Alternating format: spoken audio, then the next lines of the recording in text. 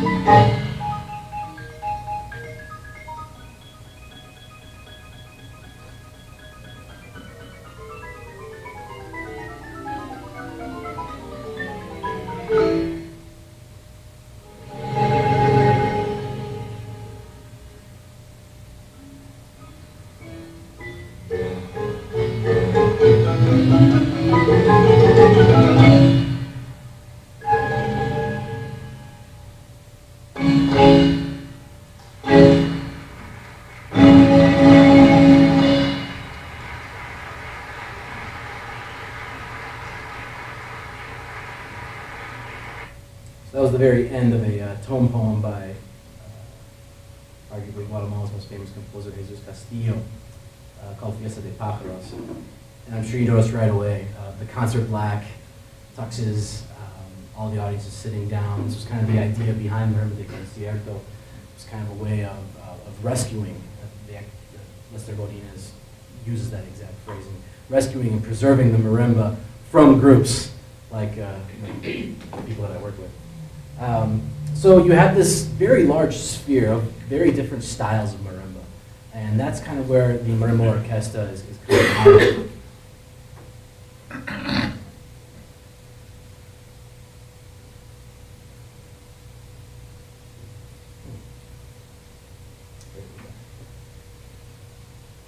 So I would imagine some of you in this room are perhaps do research on politics and nationalist movements, or at least are familiar with that in Latin America. Most of my research, early research in Guatemala, dealt with musical nationalism, in the sense that of any sort of political use of music, not just kind of maybe in the 40s and 50s in a lot of musicological research, that usually meant studying composers who used folk melodies in their compositions. But since about the 80s and 90s, when we talk about musical nationalism, we're really discussing about the political use of any type of music, whether it's funding of a folkloric ensemble, or in this case, the government providing the funds for a very large marimba statue here at the northeast entrance of Quetzaltenango, which is Guatemala's largest city. Musical nationalism in Guatemala essentially begins and ends with the marimba. I gave you a little excerpt from a tune called El Grito. This is a tune that's kind of on par in Guatemala with like America the Beautiful. It's kind of like a second national anthem. It's sung at a lot of marimba de concierto performances. If you're Guatemalan, I like to dance the song, the notes of marimba, my heart also dances. You'll find marimba references in all sorts of elements of popular culture. One who has a number of kids, perhaps in the United States, there might be a joke about them forming a basketball team or a baseball team. Well, if you have a lot of kids in Guatemala, they usually joke about you forming a marimba. Things like that. So I use the term marimba nationalism in my own research. And what we have here is throughout, between about the 1920s and even up until the present day, is a very strong current of research, whether it's factually based or not, to sort of present the marimba as not just Guatemalan, but as coming from the ancient Maya. Now, I don't have time today to get into sort of the origins controversy surrounding the marimba, but there's always been this sort of back current a lot of it laden with racism, that the idea that no, this instrument was created by the ancient Mayans. It was not brought here by African slaves. But if you take 10 minutes on Google, you'll pretty much find out that yes, the instrument is most definitely African. In fact, the word itself is Bantu in origin. But nonetheless, you have all sorts of different research projects that have gone out of their way to prove the Guatemalan or Mayan origin of the marimba. And what you have here on the left came out in 1970. A researcher by the name of Marcial Armas Lara presented this work, this Mayan hieroglyph that he claimed to have been given in secret by a Mayan priest, where he was presented with what they call the marimba de brazo, or the arm marimba. And he was told that the priest was showing him this particular glyph so he could prove to the world once and for all that the marimba was Guatemalan and not African. There's no basis, no evidence to back up this claim whatsoever. But nonetheless, if you go to marimba de concierto performances, or perhaps performances of marimba schools, there's your stage backdrop. It's a very powerful image, right? And not only that, but there's another, in a lot of the archaeological research that's been done in Guatemala, there's one particular vase called the Ratin Minshul vase. I believe it's at the University of Pennsylvania now. And a scholar by the name of Carlos Ramiro Asturias, who in fact still is promoting this idea, he took one particular image of this vase that looks like, I should back up a little bit, but the vase is of a Mayan leader or a Mayan king being coronated, and it's kind of a religious procession. And in addition to this leader being carried by servants, there's a gentleman carrying something on his back. And Professor Asturias, all due respect, came up with the idea that, well, it's actually a marimba that he's carrying. And this professor actually went out and constructed what he believed to be a kind of single body marimba with like a leopard skin case and all this other stuff to it. But suffice to say, there are numerous projects like this that are just bent on disproving the African origin of the marimba and making sure that it's solidly within Guatemala. In addition to that, as I've already mentioned, the marimba was declared national instrument in 1978 and declared the national symbol of Guatemala in 1999. I often struggle explaining this to particularly students here in the United States. The closest thing I can kind of come up with is Ireland. They have the Irish harp is their official national symbol, but the bagpipes is their national instrument. I guess Trinidad is also sort of like that as well, but we really don't have anything like this here in the United States. Although there is a lobbyist group in Washington, D.C. trying to get the kazoo named as America's national instrument, which, I'm for. So, because of this very strong current of nationalist research in Guatemala, there is quite a symbolism of patriotism, of nationalism behind the instruments. And a lot of the groups that receive government funding are more than willing to kind of keep that rhetoric going, that type of discourse going in popular culture. Now, when marimba's orquestas, as we'll get to here in a bit, started playing jazz, started playing merengue, started playing Colombian cumbia, things like that, this establishment just said, no, we can't have this. And you really cannot find marimba orquesta in Guatemalan musical histories. Certain composers will show up in biographical books, but other than that, you're not going to find these ensembles written about. Despite that, Lester Bonitas, who I had mentioned earlier, who coined the term marimba de concierto, in his book that came out in the early 2000s, kind of a history, organological history of the instrument, made a call for more marimba orchestra research, and that's kind of the impetus of why I started getting into this. And as I mentioned earlier, this is an example of that very sort of conservatism within marimba establishment. This is an article from 1975, being very critical of marimba orquesta groups. And what's interesting here, and can you all see this? Okay. What's interesting is that this is the exact way that I came to find these groups as well. In 2001, during my very first visit to Guatemala, my marimba teacher at the time took me to see a marimba orquesta. And as we're leaving, he turns to me and he growls, "Se olvidan que marimba es primero en marimba orquesta." They forget that the marimba is first in marimba orquesta. And that's usually the main complaint against these types of bands, is that the marimba is there just to say, hey, we're Guatemala, whereas they're playing Jamaican music, they're playing Colombian music, they're playing Dominican music.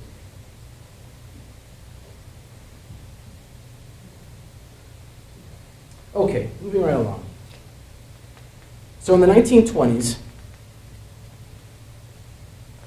we have a few instances of the marimba beginning to become more cosmopolitan, in the sense that, well, first you have the influence of the liberal revolution in 1871 in Guatemala, and coming out of that, Guatemala's dictator, well, one of their many, Manuel Estrada Cabrera, who came to power in 1898.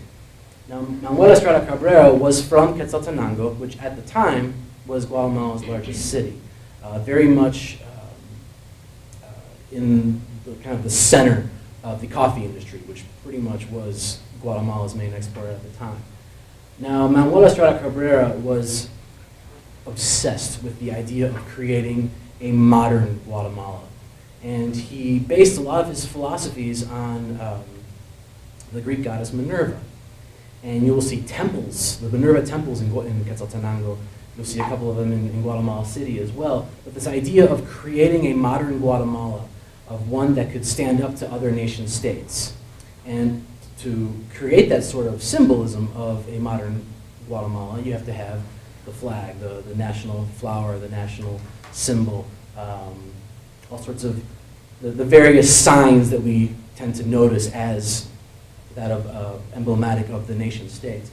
And through his dictatorship, which went into the 1920s, he focused specifically on the marimba as an instrument that he could promote.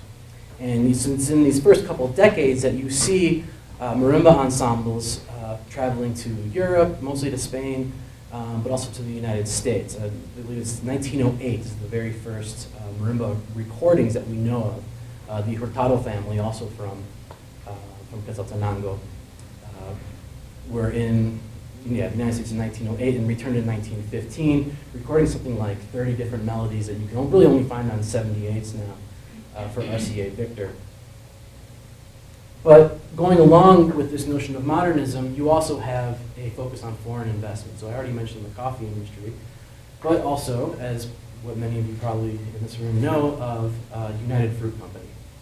So a very small banana importing business from Boston in the early 1900s. We're only importing a few 100,000 stems of bananas each year. By 1939, they were importing 10.6 million stems of bananas every single year. The company became known as El Pulpo, the octopus, because by the 1930s, they owned something like 96% of all the railroads in Central America. They built Guatemala's main port city of Puerto Barrios on the Caribbean coast, and they pretty much ran the Guatemalan government in the sense that when a socialist revolution occurred in the 1940s, 1944 is only 10 years later, in 1954, when the CIA brought their own coup from Honduras, and just so happened that the Dulles brothers, who ran, I believe, the CIA and also was the Secretary of State under Eisenhower, they also happened to be board members on United Fruit.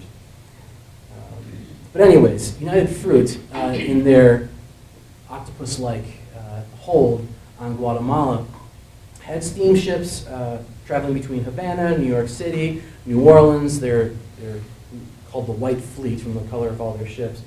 And they were the ones that brought in early radio, early Victrolas. Oh, I skipped ahead of myself a little bit. before the 1920s, you had just a few examples of marimbas alternating with other bands, whether it be like a concert band or with a symphony orchestra. But usually, the emphasis of the event would be put on the other type of ensemble, whether it was a concert band or a military band. It wasn't until later in the 20s and 30s when the marimba started getting kind of more of the light. Here's another example from 1903. And these are all from archival research in the Hemeroteca Nacional in Guatemala City. As far as I know, this is the first example that I've been able to find of a marimba playing in combination with orchestral instruments. It wasn't called marimba orquesta yet. That will show up later. So, back into the early mid-1920s. And it's here, right around here, that you start finding in local newspapers ads for Victrolas, for new discs.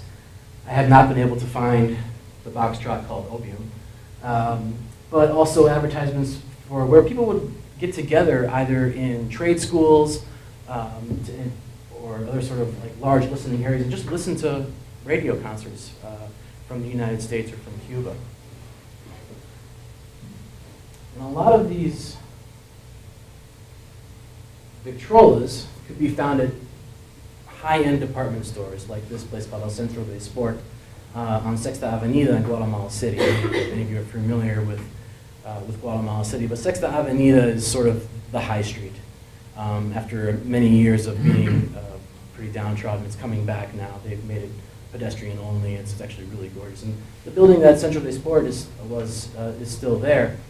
But in these types of department stores in the early 1920s is where you would find washing machines and upright pianos and Victrolas, and specifically geared towards the middle and upper classes of Guatemala City.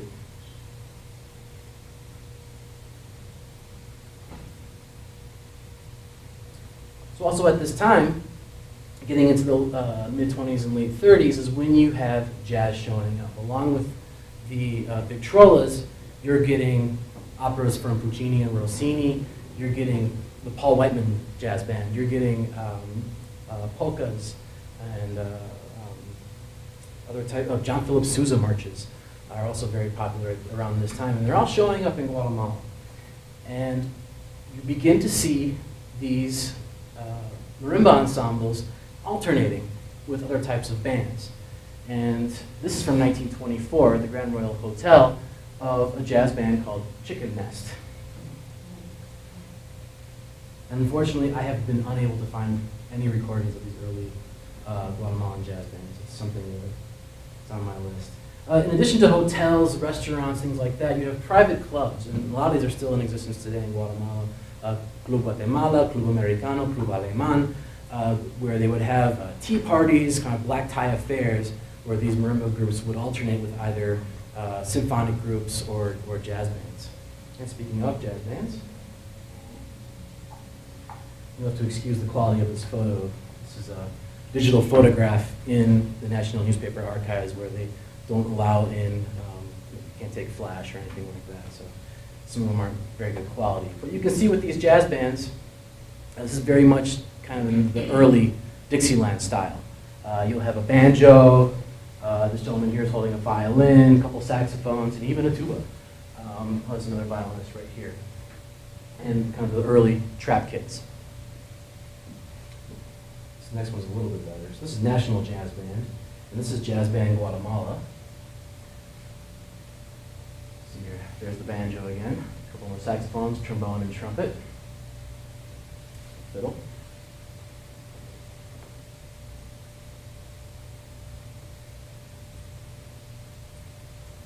So it wasn't too long until these marimba ensembles began incorporating those types of instruments.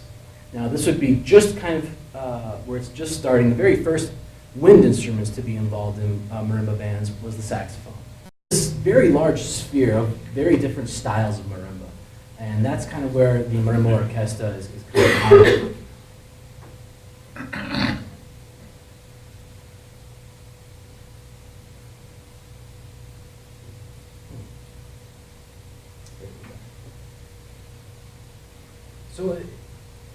would imagine that some of you in this room are perhaps do research on politics and nationalist movements, or at least are familiar with that in Latin America.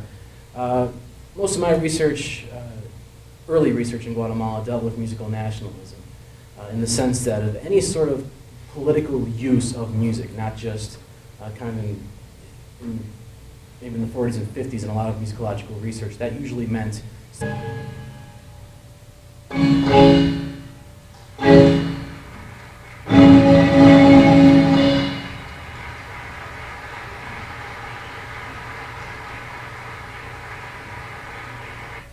was the very end of a tone poem by arguably Guatemala's most famous composer, Jesus Castillo, called Fiesta de Pájaros. And I'm sure you noticed right away, the concert black, tuxes, all the audience is sitting down. This was kind of the idea behind Marimba de Concierto. It was kind of a way of rescuing, Lester Godinez uses that exact phrasing, rescuing and preserving the marimba from groups like the people that I work with. So you have this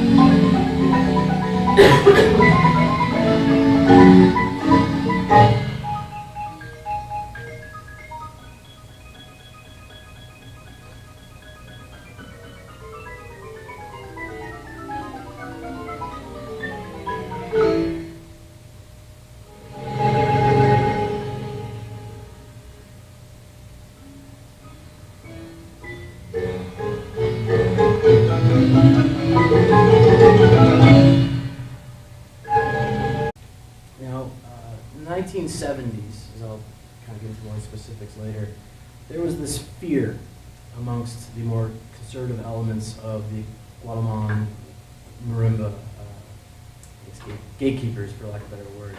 And it's the idea that because of these popular bands, as the Internacionales Conejos and other groups, there was this fear that they were losing their national symbol, they were losing the Guatemalan-ness.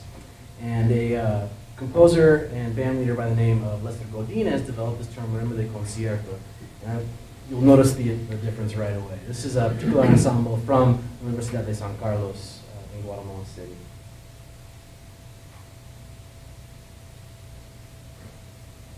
Studying composers who used folk melodies in their compositions. But since about the 80s and 90s, when we talk about musical nationalism, we're really discussing about the political use of any type of music, whether it's funding of a folkloric ensemble, or in this case, the government